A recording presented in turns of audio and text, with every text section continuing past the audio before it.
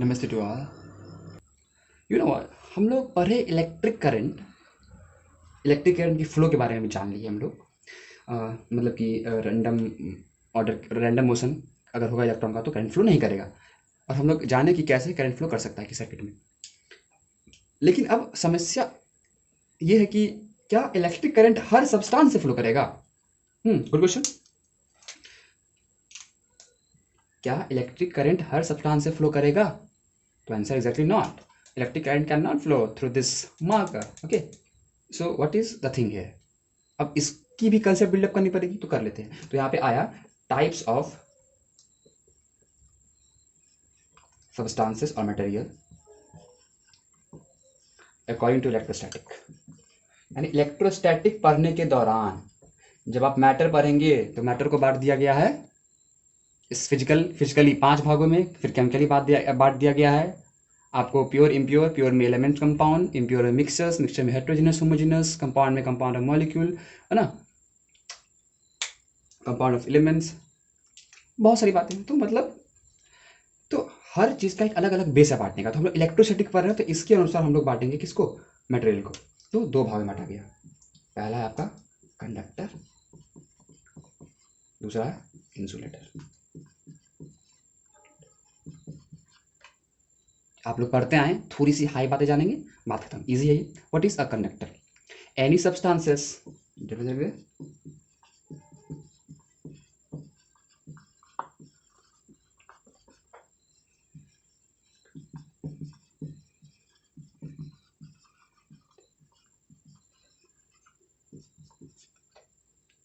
अब सारे सब्सटेंस को एक झुराई में बंद करो, दुनिया के हर एक सब्सटेंस को, और क्या करते हैं, एक सर्किट बनाते हैं। आगे सर्किट पढ़ेंगे वैसे, लेकिन बनाते हैं थोड़ा सा। एक बैटरी लगा देते हैं हम लोग। अभी हम लोग सिम्बॉलिकली बात नहीं करेंगे, एक बल्ब लगा देते हैं, ठीक। मैंने मानो कि सारे सब्सटेंस को एक बकेट में डाल दिया, हर एक सब्सटेंस को, दुनिया के हर सब्सटेंस को, ठीक, हर चीज़ को। अब क्या किए, बारी बारी से सबको निकाले। देखो, अगर अगर यहाँ पे अगर हम 2 तार को कनेक्ट कर दें तो बल्ब ग्लो करेगा, एग्जैक्टली करेगा। लेकिन अभी हम तार को कनेक्ट करना नहीं चाहते, हम क्या करते हैं ना कि बीच में यही सब्सटेंस को लगाना चाहते हैं। मैंने क्या किया, पहले जो इस मार्कर को मैंने यहाँ पे लगाया, मानिए मार्कर है, और मैंने मार्कर को लगाया, तो देखिए करंट, मतलब कि सर्किट में करंट नहीं आया किसी कारणवश, और ये बल्ब ग्लो नहीं किया। यानी जब रबर लगाएं तो बल्ब ग्लो नहीं किया। पेन लगाए फिर भी नहीं किया, पेपर लगाएं फिर भी नहीं किया। यानी कि मैंने हर एक सब्सटेंस टेस्ट कर लेनी है आज कि कौन करने वाला है फ्लो और किससे नहीं करने वाला। फिर मैंने क्या किया कि एक मतलब कि आयरन रॉड लगाया, ठीक।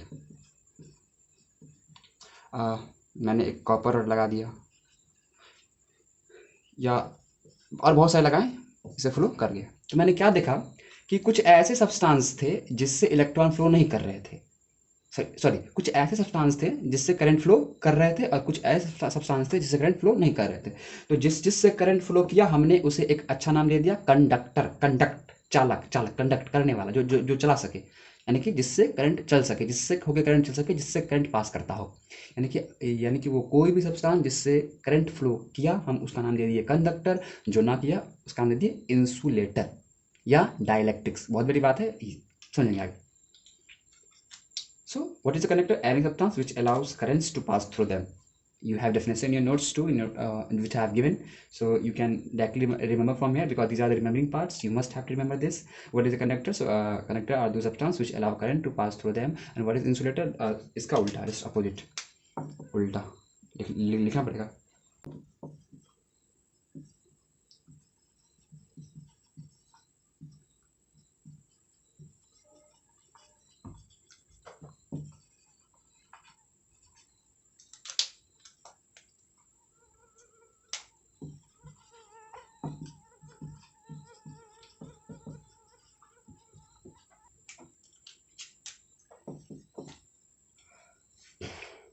अब कंडक्टर भी होते हैं आपके, एक होते हैं मेटालिक कंडक्टर और एक होते हैं आयनिक कंडक्टर। आयनिक कंडक्टर एक्चुअली क्या होते हैं कि कोई एक लिक्विड होते हैं जो कि इलेक्ट्रिसिटी कंडक्ट करे, हम उसे एनी कंडक्ट करेंगे, कहेंगे। केमिस्ट्री की बात है, वहाँ पढ़ेंगे। लीव दैट मेटालिक कंडक्टर, हम लोग मेटालिक कंडक्टर के बारे में पढ़ने वाले हैं, ठीक है। इसमें आयंस रिस्पॉन्सिबल होते हैं, इसमें फ्री इलेक्ट्रॉन्स हम लोग समझेंगे। अच्छा, तो हम लोग कंडक्टर इंसुलेटर समझ चुके हैं। बेस्ट कंडक्टर है सिल्वर आपका, silver is the best conductor of electricity, and generally all metals are good conductor of electricity, you know. Generally non-metals like gases are bad conductor of electricity, हम इसे bad conductor भी बोल सकते हैं insulator को। चलिए, अब क्वेश्चन ये उठ रहा है कि क्योंकि ये सब तो बात क्लास 8-7 में भी पढ़े हम लोग। Now the question is that why conductor conducts and why insulator does not. Conductor ही मतलब कि अब कुछ ऐसे सब्सटेंस ही क्यों पाएगा जो कंडक्ट कर रहे हैं, और कुछ सब्सटेंस कंडक्ट क्यों नहीं कर पा रहे हैं। What is the reason? So the reason is very easy. जिसमें करंट फ्लो किया तो उसमें एक कॉमन बात पाई गई। समझते हो कॉमन टर्म है क्या?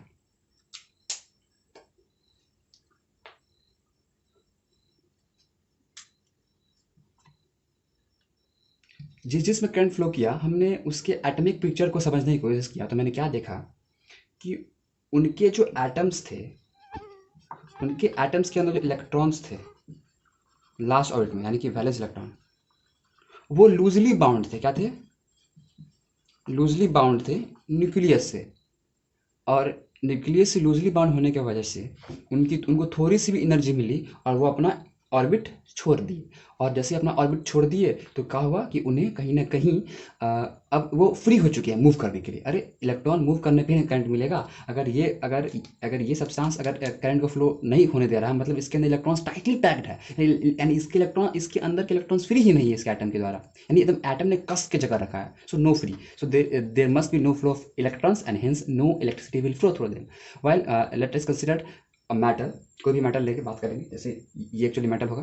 तो इस मेटल के अंतर्गत क्या लिखा कि जो इसके एटम्स थे, उसके एटम्स के इलेक्ट्रॉन्स लूजली बाउंडेड थे, जिसे हम लोग फ्री इलेक्ट्रॉन्स कह दिए, बिकॉज वो इजीली फ्री हो जाते थे अपने लैटिस में मूव करने के लिए, और उनको थोड़ी सी एनर्जी मिलती थी और वो फ्लो कर जाते थे। और इस कारण से जितने भी कनेक्टर है उसे इलेक्ट्रॉन्स फ्लो करते हैं और इंसुलेटर से फ्लो नहीं करते हैं। वाई? बिकॉज इट हैज़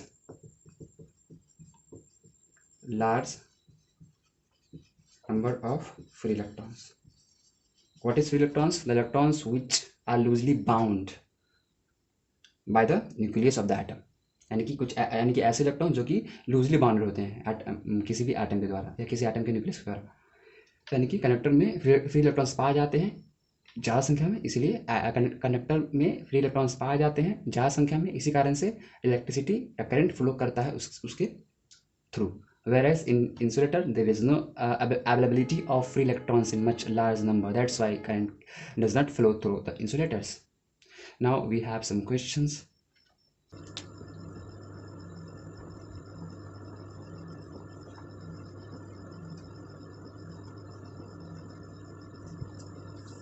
पिछले लेक्चर में मैंने देखा कि अगर करंट आपको चाहिए तो ये डायरेक्टली लिंक्ड है एक वर्ड से, फ्लो। आपको फ्लो करवाना पड़ेगा, फ्लो। और किसे फ्लो करवाना होगा? इलेक्ट्रॉन्स को। वो भी कैसा? तो ऑर्डर्ड। यानी current is directly linked with the flow. Okay, यानी कि अगर आपको करंट चाहिए तो कहीं फ्लो से आपको मतलब रखना होगा। और जब भी कोई चीज़ फ्लो करता हो, फॉर एग्जाम्पल मानी पानी फ्लो कर रहा है, अगर एक एग्जाम्पल, दूसरा मानो यानी एक हॉट बॉडी है और एक कोल्ड बॉडी है, दोनों को आप अटैच कर दिए। या नहीं तो तीसरा एग्जाम्पल लेते हैं, आपने डिफ्यूजन पढ़ा है या ऑस्मोसिस, फ्लो ऑफ पार्टिकल्स।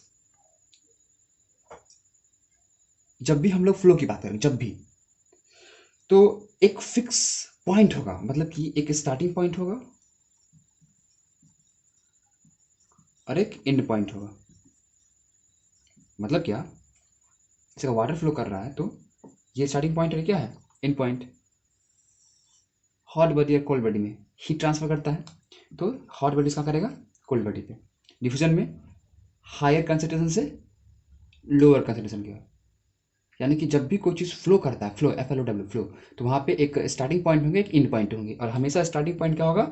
एक मानो कि हाई कंसंट्रेशन या high temperature high concentration, high level, high potential.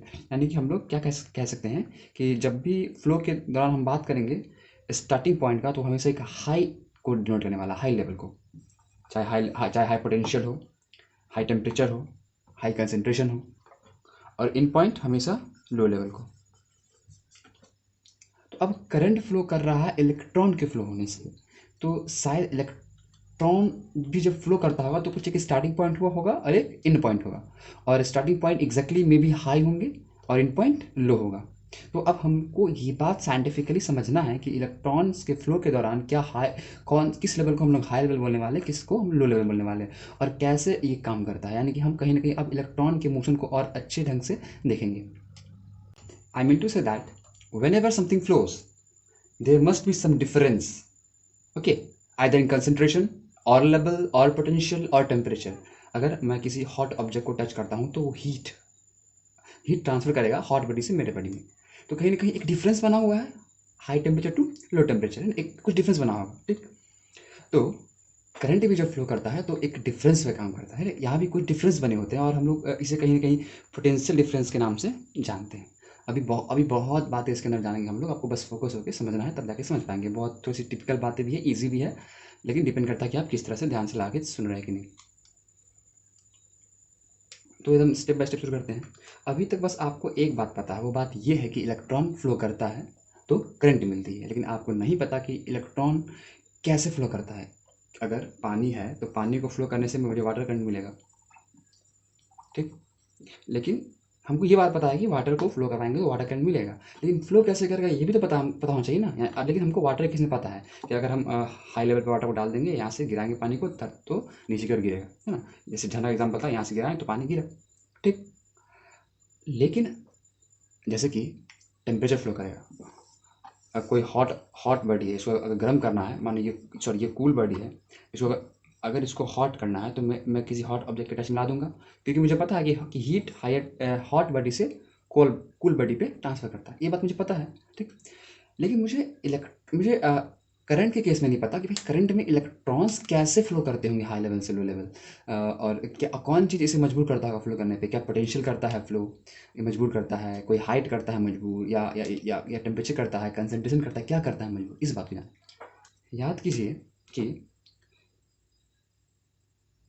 एक वायर लिए थे, वायर को जूम भी किए थे हम लोग, यहाँ पे एक बैटरी लगा दिए थे। जो बैटरी लगाए थे, पहले हमने इसको नॉर्मल कंडीशन में रखा था, क्या था, जो कुछ कुछ कुछ पोर्शन को हमें जूम किए थे लेक्चर, इलेक्ट्रिक करंट के लेक्चर में। और फिर बाद में मैंने क्या बैटरी से कनेक्ट कर दिया, बैटरी से कनेक्ट करने पे हमको एक ऑर्डर मोशन मिला इलेक्ट्रॉन का, और करंट हमको मिला, ये बात पता है। और बैटरी कनेक्ट करने से मुझे ऐसा हुआ, तो बैटरी ने तो कहीं ना कहीं बैटरी ने कुछ काम किया होगा। तो आज इसी बात को हम ओवरऑल समझने वाले हैं।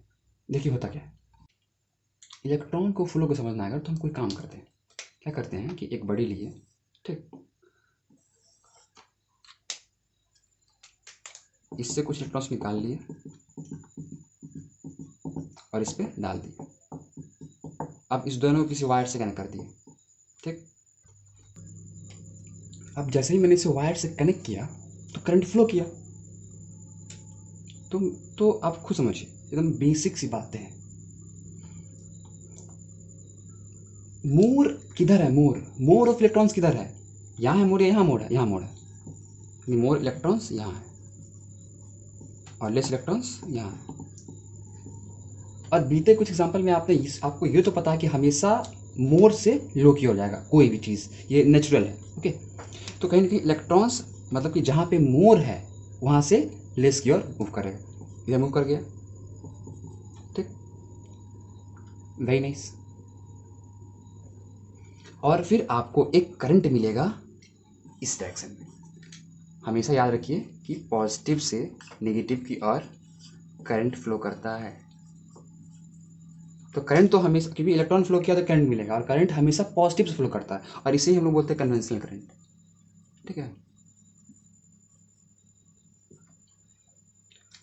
या यूं भी कह सकते हैं कि इलेक्ट्रॉन के अपोजिट डायरेक्शन में।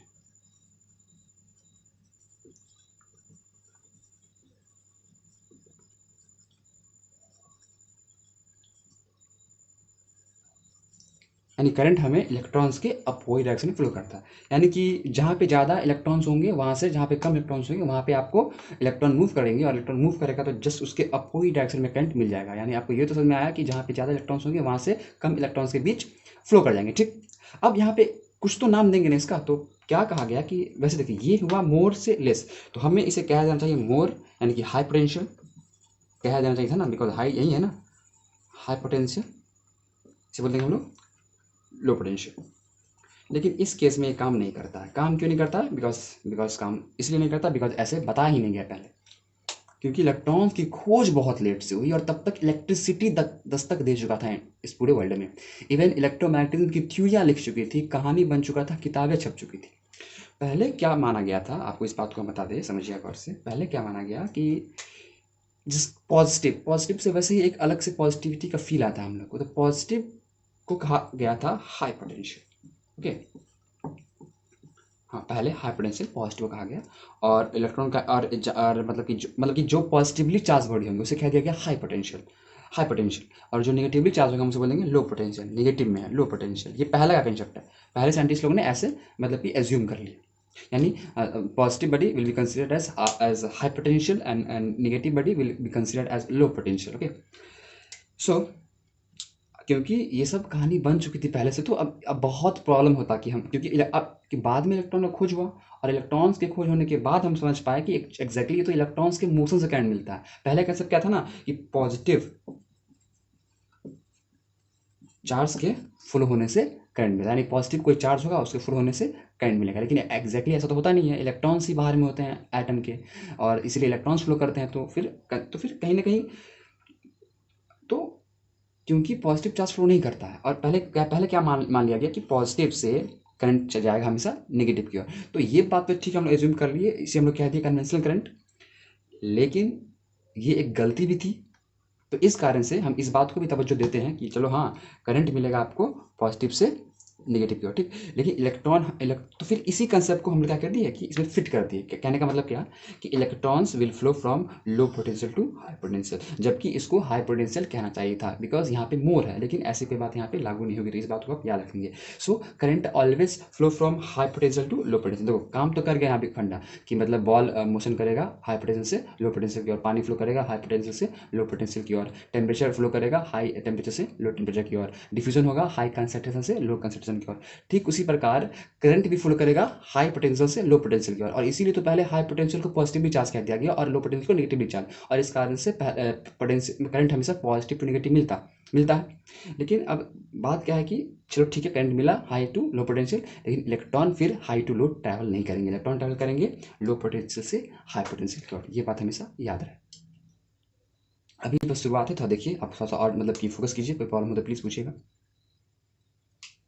ये बात तो समझ में आ गई, लेकिन फिर बैटरी कनेक्ट करने पे हमको करंट मिला, ठीक। अब हम आपको फील करवाते हैं। देखिए मतलब एक वायर था,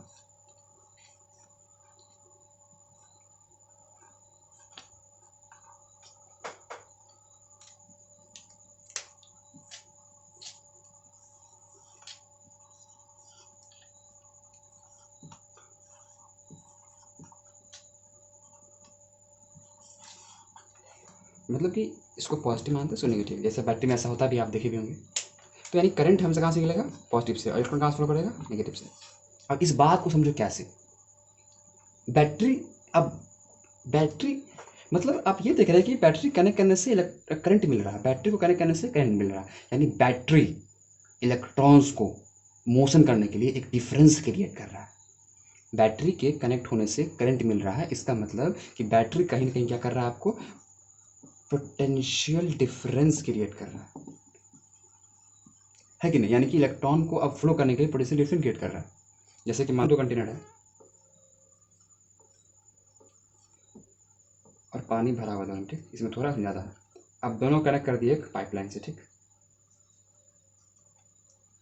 तो आपको पता है कि पानी हमेशा हाई से लो की ओर फ्लो करेगा, और ये पाइप कहने के दोनों में एक पोटेंशियल डिफरेंस क्रिएट कर चुका है कि नहीं? ठीक उसी प्रकार बैटरी कहीं ना कहीं एक पोटेंशियल डिफरेंस क्रिएट कर दिया, यानी कि अब इलेक्ट्रॉन को अपने आप खिसक नहीं कर। अरे मानो कि एक कोई बेंच रखा हुआ है, ठीक। इस पर एक बॉल डाल दी, क्या बॉल अपने आप फ्लो कर जाएगा? बिल्कुल नहीं, बिल्कुल नहीं। आपको एक डिफरेंस क्रिएट करना पड़ेगा बॉल को फ्लो करवाने के लिए। क्या आप इसका पैर तोड़ दीजिए, पैर तोड़िएगा तो क्या हो जाएगा, ऐसा हो जाएगा। अब ये ऑटोमेटिकली फ्लो कर जाएगा। क्यों? बिकॉज इसको एक हाइट यहाँ मिला, एक ये ग्राउंड मिला, यानी कि डिफरेंस मिला हाइट में डिफरेंस मिला ना, यानी कि आपको पोटेंशियल में डिफरेंस आया। ठीक उसी प्रकार ये बैटरी क्या कर रहा है कि पोटेंशियल में डिफरेंस ला रहा है। अब कैसे ला रहा है वो समझिए। तो बैटरी करता क्या? तो बैटरी अब ये एक केमिस्ट्री की कहानी है, आपको शायद आगे पढ़ेंगे, लेकिन हम कुछ डील कर देते हैं। बैटरी क्या है ना, बैटरी अगर समझना अगर आपको, एक बीच में करंट लगा होता है और साइड से कुछ केमिकल्स हैं। दो तरह के केमिकल्स होते हैं एक बैटरी में। हम नाम अभी बिना तक हम लोग लफड़ा नहीं लेंगे, कुछ नाम को याद रखने के लिए सिंपल से बात में आगे बढ़ेंगे। मानो ये केमिकल 1 है, ये केमिकल 2 है, दो केमिकल्स है ठीक रखे हुए। अब क्या हुआ कि रिएक्शन, यानी बैटरी एक रिएक्शन देने वाला है। बैटरी का मतलब बैटरी केमिकल रिएक्शन करता है अंदर में, और केमिकल रिएक्शन करने के बाद क्या करता है ना कि आप लोग पढ़ेंगे आगे रेडॉक्स रिएक्शन में। इतना डील करना चाहता नहीं हूँ बिकॉज कन्फ्यूज हो सकते हैं आप लोग, पर याद रखिएगा। अब रेडॉक्स रिएक्शन के दौरान होता क्या है ना कि इसका जो एक केमिकल्स है वो सारे इलेक्ट्रॉन्स को अपने ओर खींच लेता है। Electrons electrons electrons electrons electrons electrons ठीक, रिएक्शन करके ठीक। और फिर जिससे खींचता है वो क्या बन जाता है? Positively charge. यानी जो आपका ये इन देख रहे हैं ये पॉजिटिवली चार्ज हो जाता है बिकॉज ऑफ रिएक्शन, और बाकी सब क्या हो गया? Negatively charge. तो इस इन को मैंने ऊपर के कनेक्ट कर दिया, और नीचे वाला इन क्या है आपका? नेगेटिवली चार्ज वाला।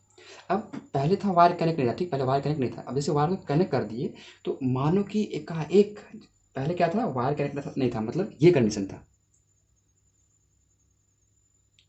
पहले वायर कनेक्ट नहीं था मतलब ये कंडीशन था। जैसे वायर कनेक्ट किया तो क्या मानो कि फटाक से एक डिफरेंस मिलेगा। कैसे मिलेगा डिफरेंस? इसके अंदर इलेक्ट्रॉन्स तो रैंडम मोशन कर ही रहे थे ना। जैसे ही मैंने बैटरी कनेक्ट कर दिया, अब क्या होना कि ये इंड बन गया पॉजिटिवली चार्ज। मतलब क्या? मानो कि इसको जूम करते हैं थोड़ा सा,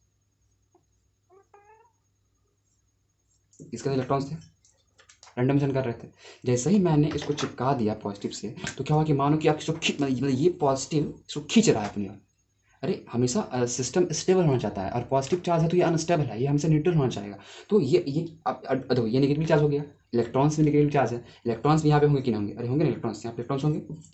अब यहाँ ये जो नेगेटिवली चार्ज है, ये जो मेटल होगा, ये जो इलेक्ट्रोलाइट होंगे, ये जो नेगेटिवली चार्ज है ये क्या करेंगे? इलेक्ट्रॉन्स को पुश करेंगे ठीक, और ये कहेंगे उसे खींचेगा अपनी, बस सक करेगा अपनी ओर ठीक है इलेक्ट्रॉन्स को।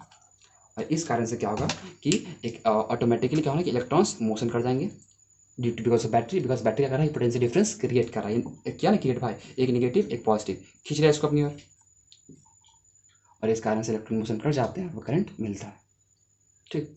तो हम लोग कॉमन लैंग्वेज में ये दोनों जो एक डिफरेंस बनाया चार्ज को, करंट को, इलेक्ट्रॉन्स को फ्लो करने के लिए, हम इसे ही बोलते हैं potential difference. But this is not what you are trying to know. ये वो नहीं है जो कि आपको समझाना है, आपको बस ये सिंपल लैंग्वेज में मैंने समझाया। अभी इलेक्ट्रिक पोटेंशियल डिफरेंस समझना थोड़ा सा और लंबा होने वाला है, आप पैसेंस रखिए, थोड़ा और आगे बढ़ते हैं। But overall you have some idea कि मतलब कि पॉजिटिव नेगेटिव मिलके एक पोटेंशियल डिफरेंस क्रिएट कर दिया ताकि इलेक्ट्रॉन्स पॉजिटिव की ओर ड्रिफ्ट हो सके, और ड्रिफ्ट हुआ तो करंट मिल गया। ये कहानी हमको समझ में लगभग आ रही है आप लोगों को भी। So actually till now you have just understood potential difference in a very layman language, or in other way you can say that you have understood potential difference in a way such that what it is। मतलब ये कि आपने अभी तक जो potential difference को समझा वो एक सिंपल लैंग्वेज में, लेमन लैंग्वेज में था, और एक्चुअली ये एक सही तरीका है समझने के लिए ओके। बट एक साइंटिफिक वे भी होना चाहिए। हम लोग पोटेंशियल डिफरेंस को बस समझ चुके हैं कि भाई क्या है, इलेक्ट्रॉन्स को फ्लो कराने में मदद करता है। We have understood potential difference in some way because we know that for flow of charge in a conducting wire, the gravity of course has no role to play. The electrons move only due to the difference of electric potential called the potential difference, and this difference can only be produced by a cell or a battery. The chemical reaction within a cell generate this potential difference. We have understood this much, but how to calculate the potential difference, what is other aspects of this very term, how it is measured, what are its SI unit, we must have a mathematical aspect too. So from now we are just going to deal with mathematical expression, or something scientifically you can say. और जब भी कोई mathematical की बात आती है तो थोड़ी मोड़ी मनगढ़ंत कहानी बनती है। तो साइंटिस्ट लोगों ने भी एक मतलब कि एक कहानी सी बना दिया, एक तरीका दे दिया कि आप ऐसे पोटेंशियल डिफरेंस को मैथमेटिकली समझ सकते हैं। तो थोड़ा सा पेचीदा होने वाला है, इसलिए आप ध्यान से समझ के देखेंगे ये। इलेक्ट्रिक पोटेंशियल, देखिए भाई बड़ी इजी सा नहीं है, लेकिन आपको समझना पड़ेगा। ये कोई इलेक्ट्रिक फील्ड है ई, चलिए ये कोई पॉइंट है ए, ये कोई पॉइंट है बी, वेरी गुड। अब क्या कहते हैं हम कि मानिए कोई चार्ज है क्यू नॉट, ओके, कोई चार्ज है क्यू नॉट। ये क्यू नॉट क्या है? तो एक टेस्ट चार्ज है। टेस्ट चार्ज क्या होता है? तो ये मेनली एक यूनिट पॉजिटिव चार्ज होता है।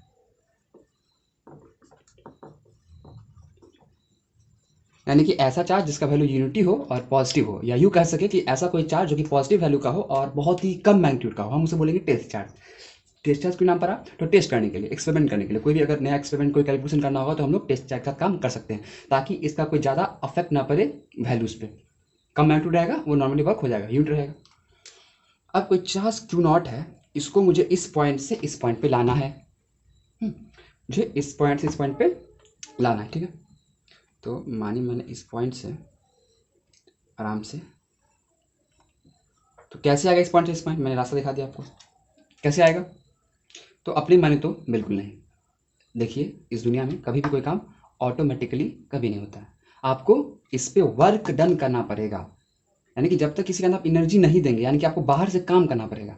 और किसी भी चीज़ को एनर्जी देने का बस दो ही तरीका है, या तो उसको हीट कीजिए या उस पर खुद काम कीजिए, आप खुद उस पर काम कीजिए। तो इसको हीट कर तो सकते नहीं है, हीट का कोई रिलेशन ही नहीं है यहाँ पे। तो हम क्या करेंगे, इसको इस पर वर्क करेंगे, इसको खुद पकड़ के क्या करेंगे, उठा के यहाँ पे हम लोग ला देंगे, ठीक है, किसी भी तरह से। ये चार्ज हमने यहाँ पे चलाया, ए पोजिशन बी पोजिशन। तो जब आप चार्ज को यहाँ से यहाँ शिफ्ट किए होंगे, तो आपने कहा कि आपने कुछ काम किया होगा, you must have done some work. और जो वर्क डन हुआ, और यानी कि वर्क डन ए से बी पे जाने के लिए, और जितना चार्ज को ले गए, यानी work done per unit charge. यानी कि माने अगर ये तो हम लोग एक्सपेरिमेंट कर रहे हैं या सिंपली प्रैक्टिकल की बात कर रहे हैं, अगर 10 कूलम चार्ज होता तो मानिए कि ए से बी पे ले जाने में कुछ काम किया गया होगा और 10 कूलम चार्ज होगा, यानी कि work done per unit charge लिख देते हैं।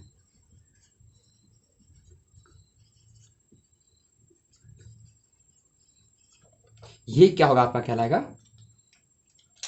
Potential difference. क्योंकि बिना पोटेंशियल डिफरेंस समझे इलेक्ट्रिक पोटेंशियल समझ नहीं सकते हम लोग। हाँ, तो बैटरी भी तो काम करता था और निगेटिव से पॉजिटिव पे कहीं ना कहीं इलेक्ट्रॉन को ले जा रहा था, ए पॉइंट से बी पॉइंट पे, और वर्क डन किया, और फिर दोनों के बीच एक पोटेंशियल डिफरेंस भी था, और जिसके कारण करंट फ्लो करता था। Very nice. तो ये एक मतलब कि सिंपल खुद से बनाया गया कंसेप्ट है, साइंटिस्ट के द्वारा खुद से बनाया गया कंसेप्ट है, ताकि पोटेंशियल डिफरेंस को मैथमेटिकली कैसे दुनिया को समझाया जाए। तो पोटेंशियल डिफरेंस, दो पॉइंट के बीच डिफरेंस, ठीक है। अच्छा आप बताइए कि अगर कोई चार्ज यहाँ से यहाँ फ्लो किया है तो लो पोटेंशियल कौन है, हाई पोटेंशियल कौन है? तो एग्जैक्टली अगर कोई पॉजिटिव, नहीं लिख दिस, यानी कि work done from going A to B per unit charge is called potential difference, ठीक है। इसको डिफाइन कर दे क्या, वर्क डन, काम किया गया इन bringing a unit positive charge from one point to another point is called potential difference.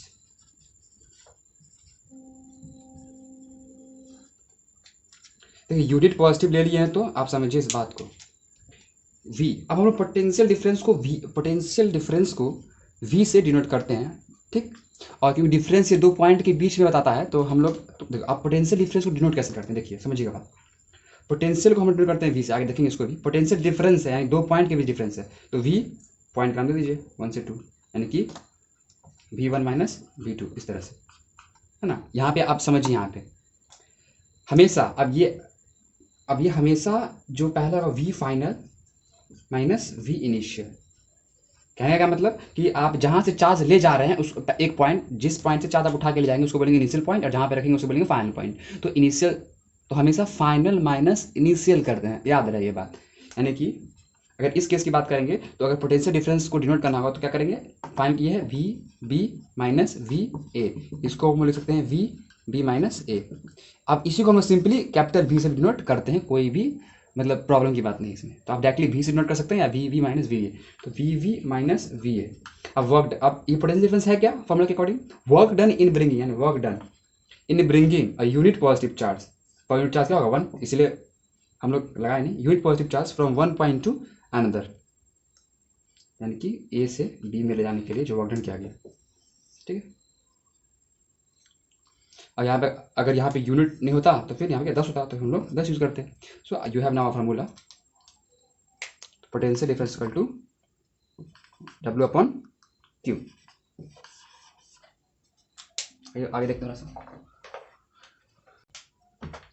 यानी यानी क्या हुआ ना कि पोटेंशियल, आप पोटेंशियल डिफरेंस को आप पी से नोट कर सकते हैं, या नहीं तो वी वी माइनस ए, या नहीं तो V V minus V A, या नहीं तो सिंपली वी। क्या होगा, work done per unit charge. ये वर्क डन क्या होगा 1.2 अंदर, हम ये बात तो याद ही रहेगा आप लोग को, यानी कि V equals to W upon Q. तो क्या अब इसकी एसाइड क्या होगी, तो W का जूल का कुलम, यानी जूल पर कुलम, और इसे बोलते हैं हम लोग वोल्ट, कैपिटल से नोट करते हैं। Easy, very easy.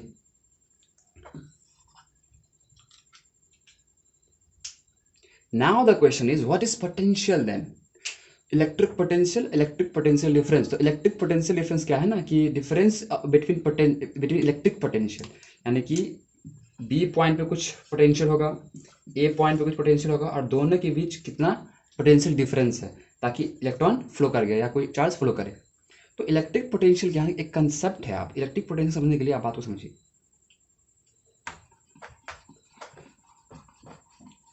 Electric potential किसी एक पॉइंट का प्रॉपर्टी होगा, यानी कि किसी एक पॉइंट पे अगर कि चार्ज है तो कितना उसमें पोटेंशियल होगा। अब इलेक्ट्रिक पोटेंशियल क्या पोटेंशियल डिफरेंस था इलेक्ट्रिक फील्ड में किसी दो पॉइंट पे वर्क डन करने में जो एनर्जी जो लगा पर यूनिट चार्ज, हम उसे बोल देंगे पोटेंशियल डिफरेंस। गुड। अब क्या है क्वेश्चन की, मानिए कोई इलेक्ट्रिक फील्ड है ये, ठीक, कोई पॉइंट है ए, मैंने किसी एक चार्ज को बहुत दूर इन्फिनिटी से किसी एक पॉइंट ए पे लाया, तो इस पॉइंट पे भी लाने में कुछ वर्क डन तो करना पड़ेगा, और वर्क डन करेंगे तो एनर्जी स्टोर होगा। याद कीजिए electric potential gravitational potential energy, कोई बॉल था ग्राउंड पे, जीरो पोटेंशियल एनर्जी, और किसी हाइट एच पे ला दिए तो इसकी पोटेंशियल एनर्जी mgh हो गई, पोटेंशियल एनर्जी बढ़ गई। क्यों बढ़ी, बिकॉज मैंने कुछ वर्क डन किया, और वर्क डन किए तो वो as a potential energy store हो गया एनर्जी। तो ठीक उसी प्रकार अगर आप किसी भी चार्ज को किसी इलेक्ट्रिक फील्ड में कहीं पे रख देंगे तो उसमें एक एनर्जी स्टोर हो जाएगा, हम उसे बोलते हैं electrical potential energy. That's it, it's very easy and this can also. अब समझते इस बात को। अब अगर आप इसी में अगर इंक्लूड करना चाहेंगे पोटेंशियल डिफरेंस तो वो भी हो जाएगा। मानो कि फिर इसको इसी एक पॉइंट से बी पॉइंट पे लाएं, तो यहाँ से यहाँ लाएं, तो फिर यहाँ से यहाँ जो वर्क डन करना पड़ेगा पर यूनिट चार्ज, हम उसे बोल देंगे पी डी, ठीक। और यहाँ से यहाँ हो जाएगा सिर्फ पी, सिर्फ पोटेंशियल एनर्जी। फिर यहाँ से सिर्फ यहाँ लाएंगे तो सिर्फ पोटेंशियल एनर्जी, लेकिन यहाँ से यहाँ लाएंगे, यानी कि इलेक्ट्रिक फील्ड में किसी एक पॉइंट पे लाके रखिए, उसमें कुछ एनर्जी स्टोर होगा, हम उस एनर्जी को बोल देंगे इलेक्ट्रिकल पोटेंशियल एनर्जी। लेकिन अब मैंने कि एक बार यहाँ रख दिया, फिर यहाँ पे, फिर आपने यहाँ रख दिया, लेकिन अगर इलेक्ट्रिक फील्ड में किसी दो पॉइंट के बीच अगर जाएंगे तो हम उसे बोल देंगे potential difference. That is clear. अब इलेक्ट्रिक पोटेंशियल पे थे तो हम यही फोकस करते हैं। अब इलेक्ट्रिक पोटेंशियल में क्या करना है ना कि अब थोड़ा देखते हैं फॉर्मूला। अच्छा अब देखिए यहाँ, लेकिन यहाँ भी 2 पॉइंट मिल रहा है, एक इन्फिनिटी और एक क्या है, एक मेन हम लोग का ए पॉइंट। यहाँ भी तो भाई मिल रहा है ना हम लोग को 2 पॉइंट, तो क्यों ना हम यहाँ पे पोटेंशियल डिफरेंस फॉर्मूला लगाए। कहने का मतलब क्या कि v, हमको पहले से पढ़ रहे हैं कि v b minus V A equals to, जहाँ पे बी पॉइंट था, w work done upon charge. ठीक, अब यही फॉर्मूला हम इस केस के लगाते हैं। तो b मतलब फाइनल पॉइंट ये था, तो वी ए, ठीक, माइनस वी ए, ये था इस केस के लिए, अब इसको हम लगा रहे हैं इस केस के लिए, तो ये इनिशियल पॉइंट इन्फिनिटी हो जाएगा ना, यानी v infinity equals to work done from infinity to A by charge. अब साइंटिस्ट ने इस कंफ्यूजन को अब क्या किया कि v इन्फिनिटी पे जो पोटेंशियल डिफरेंस है उसको एज्यूम कर लिया जीरो, कोई वैल्यू नहीं, कोई वैल्यू नहीं, यानी कि इन्फिनिटी पे बहुत, यानी कि बहुत दूर इन्फिनिटी पे जो पोटेंशियल डिफरेंस का वैल्यू क्या होगा, जीरो होगा। तो अब फॉर्मूला क्या बन जाएगा, V A equals to work done upon Q. अब यहाँ से भी आप समझ सकते हैं, यानी फॉर्मूला क्या हो गया, V A equals to work done upon Q, यानी कहीं ना कहीं वही बात हो गया ना कि work done in bringing a unit positive charge from to a point. यहाँ पे 2 पॉइंट अपने आप, एक पॉइंट अपने आप चला गया ना, यानी इलेक्ट्रिक पोटेंशियल कंसेप्ट अप्लाई, मतलब अपने आप चला गया दूसरा पॉइंट। अब इसका डेफिनेशन किससे बनेगा, बाकी बात ऐसा यूनिट सब कुछ सेम रहेगा, कोई दिक्कत नहीं है, work done upon charge and joule पर कूलम और वोल्ट, लेकिन ये एक पॉइंट का फंक्शन है और पोटेंशियल डिफरेंस नाम ही डिफरेंस, तो 2 पॉइंट का फंक्शन है। अब इसका डिफरेंस क्या होगा इलेक्ट्रिक पोटेंशियल एनर्जी का, so what is electric potential, so work done in bringing a unit positive charge from infinity to a point in the electric field is called electrical potential energy. आप वापस back करके फिर से difference सुन लीजिए, that's clear. तो electric potential difference mathematical wise बात कर ली हम लोग, कुछ पहले ही पढ़ लिए थे, अब आगे देखते हैं। अब क्वेश्चन करना अब यहाँ से इंपॉर्टेंट होता है, बिकॉज अब आपके बोर्ड्स में भी क्वेश्चन यहाँ से आएंगे, तो अब हम लोग क्वेश्चन पे ज़्यादा फोकस करेंगे, आप लोग भी फोकस कीजिए, बनाइए, प्लीज़ पूछिए, कंटेक्ट कीजिए। ना we have some questions. First, कोई पॉइंट है ए, कोई पॉइंट है बी, ठीक है, और सुनिए, याद से सुनिए गौर से, और इसी पॉइंट के अलॉन्ग में एक वायर लगा है, ठीक है, जिस वायर में करंट आई फ्लो कर रहा है, ठीक, एक पॉइंट ए माना, एक पॉइंट बी माना। अब आपको बताना है एक वायर मतलब कोई एक वायर, मैंने माना कि पहले मैंने एक वायर बिछा दिया होगा और एक पॉइंट ए एज्यूम यहाँ कर लिए, एक पॉइंट बी एज्यूम यहाँ कर लिए, और करंट फ्लो कर रहा है, इसमें करंट फ्लो कर रहा है। तो ए और बी ये 2 पॉइंट है, और दोनों पॉइंट के बीच कुछ पोटेंशियल डिफरेंस होगा, यानी कुछ इसका भी कुछ पोटेंशियल होगा और इसका भी कुछ पोटेंशियल होगा, और दोनों के पोटेंशियल को जब हम लोग करेंगे सब्सट्रैक्ट तो पोटेंशियल डिफरेंस निकलेगा। तो आपको बताना है कि इस दोनों पॉइंट में मोर पोटेंशियल वाला पॉइंट कौन है, किस पॉइंट के पास ज़्यादा पोटेंशियल है। ठीक है ना आंसर, पाउज करो बिकॉज मैं आंसर देने वाला हूँ, पाउज करके सोचो, ठीक है, मैं आंसर दे रहा हूँ। तो देखो, करंट फ्लो हमेशा करता है हाई पोटेंशियल से लो पोटेंशियल की ओर, ठीक, तो एग्जैक्टली ये हाई होगा और ये लो होगा, कोई सोचने की बात नहीं है। जब भी करंट किसी डायरेक्शन में फ्लो कर रहा होगा तो जैसे जैसे आगे बढ़ेगा तो वो लोअर पोटेंशियल की ओर बढ़ता जाएगा। जैसे मानो कोई बॉल है, ठीक, बॉल रोल कर रहा है, अब हम पूछे कि ये ए पॉइंट है, ये बी पॉइंट है, किस पॉइंट के पास ज़्यादा ग्रेविटेशनल पोटेंशियल एनर्जी होगा, तो एक्जैक्टली जो पहले मिलेगा, बिकॉज हमेशा बॉल मूव करेगा हाई पोटेंशियल से लो पोटेंशियल की ओर। Easy, next question. अब कोई पॉइंट ए है, कोई पॉइंट बी है, अब एक इलेक्ट्रॉन यहाँ से यहाँ मूव किया, ठीक, अब किसकी पोटेंशियल ज़्यादा है, which has more potential, more potential, think on answer. मैं पाउज कर लो, पाउज कर लो, मैं आंसर देने वाला हूँ, ए और बी, तो answer is which has more potential. हाँ, तो किसके पास ज़्यादा पोटेंशियल होगा, बी के पास। समझना कैसे, अगर इलेक्ट्रॉन इधर की ओर फ्लो किया तो जरूर एक करंट इसके जस्ट अपोजिट फ्लो किया होगा, और करंट फ्लो किया इधर तो हमेशा ये क्या होगा, लोअर पोटेंशियल होगा, ये हाई पोटेंशियल होगा। तीसरा क्वेश्चन,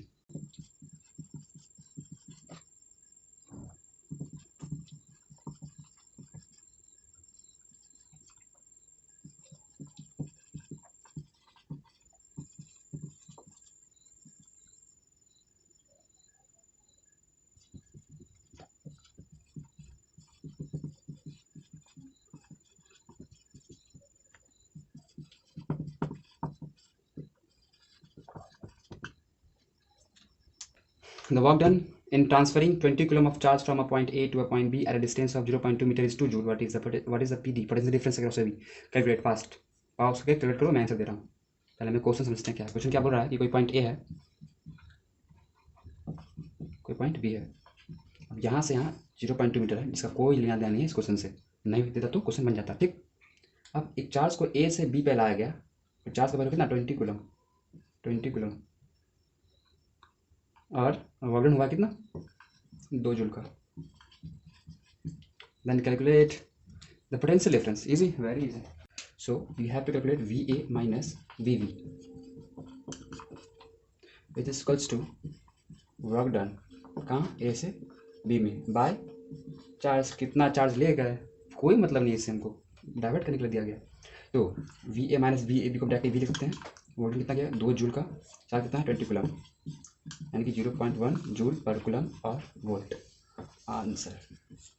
अब नेक्स्ट वीडियो हम बहुत सारे क्वेश्चन लेकर आएंगे। फिलहाल आप लोग खुद प्रैक्टिस कीजिए, सारे क्वेश्चन बुक से निकाल के एनसीईआरटी से भी देख के फिर हम लोग बात करेंगे, ठीक है। Thank you.